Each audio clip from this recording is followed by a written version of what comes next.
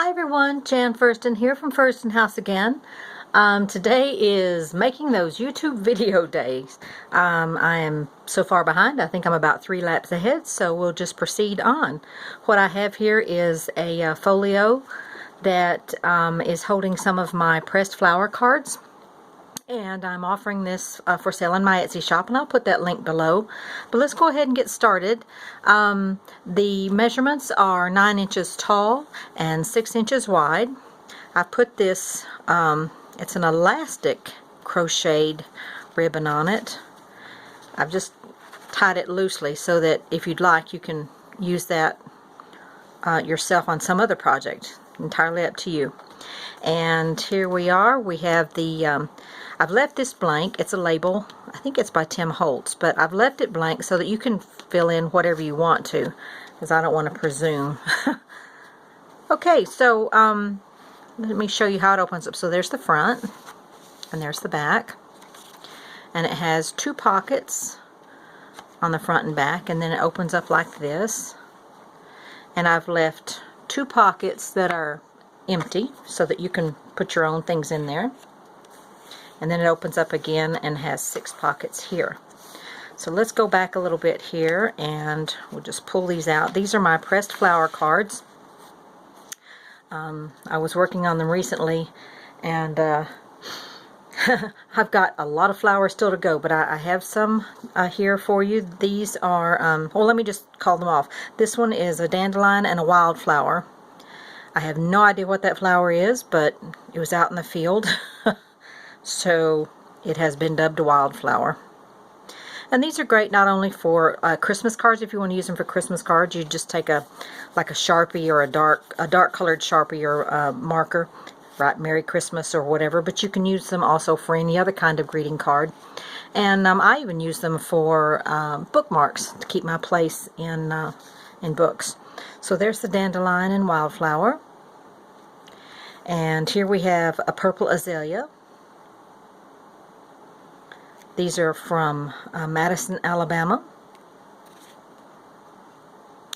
And here we have a Japanese maple. Japanese maple come in well, at least 2 colors that I know of. We have red, which of course this one is, and then we also have a green leaf that comes in. I prefer the green. My husband prefers the red, so naturally we have both. He is the gardener in the family, by the way. He's the one who's made all of my pressed flowers, or pressed, I'll get it out in a minute. He's the one who's made the flower presses for me.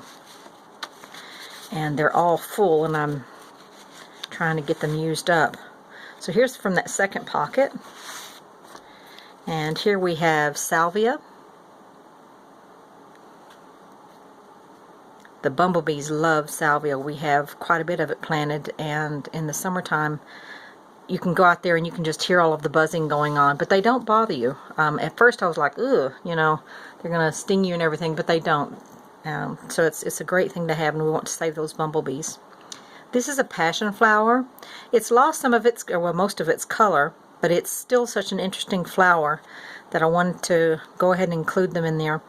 This is from Gallatin, Tennessee, on the roadside where my husband stopped and picked it for me. And I just love them. It's called a passion flower. It's also called mock apricot. And this is the Tennessee state flower, by the way. Again, mock apricot or passion flower. Beautiful flower when it's in bloom, and then again, even though it's lost its color, it's still really cool. And this is a clover from Madison, Alabama. We have the white clover in our yard, but just down the road we have some purple clover. So those are those 3. So far we've got, what, 6 cards. I think I've got a total of 12 cards in this one. So again, we open it up this way, and as I said, I've got 2 pockets here that you can put your own things in. And then here are more pockets. I'm just going to take these out. Do it this way, and that way you can see the decoration there.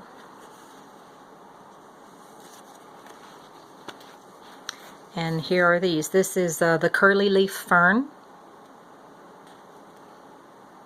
I love ferns. My grandmother always loved ferns, and she planted them.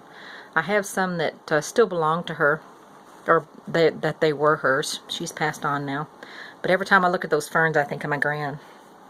And this is vinca. This was a surprise to me. Now, it looks purple, but when I first put it into the flower press, it was a bright raspberry pink with a bright white center. And as you can see, color change. We end up with cream center, which I can kind of understand, but then it went purple on me, and I thought, wow, that is so cool. At first I couldn't remember what flower it was because I didn't have any of those purple kind, and then it dawned on me, this is the vinca that I planted, or not planted, but this is the vinca that I pressed. And that's the thing about pressing flowers, you never know quite what you're going to get. Here we have Queen Anne's lace. I love Queen Anne's lace. I think it's beautiful. And it's also called Bishop's lace. And the Queen Anne comes from, and probably the Bishop's lace as well, hundreds of years ago when they had these really fancy collars or ruffs, I think is another name for them. R-U-F-F, ruff.